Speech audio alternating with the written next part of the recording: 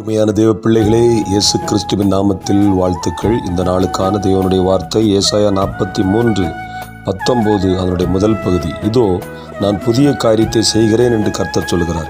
இந்த நாட்களிலே உலகத்திலே மனிதன் தன் கண்டுபிடிப்புகளாலும் ஞானத்தினாலும் அநேக காரியங்களை மாற்றிவிட்டான். 50 ஆண்டுகள் 100 ஆண்டுகளுக்கு முன்பு இருந்தது போல அந்த உலகமும் இல்லை, இதில் உள்ளவைகளும் இல்லை. அதே போல நமது ஆண்டவர் சர்வ வல்லவர், சர்வ ஞானி. முந்தின காலத்திலே, பூர்வ காலத்திலே நம்முடைய வாழ்க்கையில் இருந்த சகல காரியங்களையும் இன்றைக்கு அவர் புதிதாக மாற்றப் போகிறார். முந்தின காலங்களில் இருந்த, பூர்வ காலங்களில் இருந்த பாடுகள், வேதனைகள், சோதனைகள், போராட்டங்கள் எல்லாவற்றையும் அழித்து கிருபையினாலே ஆண்டவர் எல்லாவற்றையும் புதிதாக மாற்றப் போகிறார். அதனால் முந்தினவைகளை நினைத்து பூர்வமானவைகளை சிந்தித்து கவலைப்பட வேண்டாம், அழ வேண்டாம்.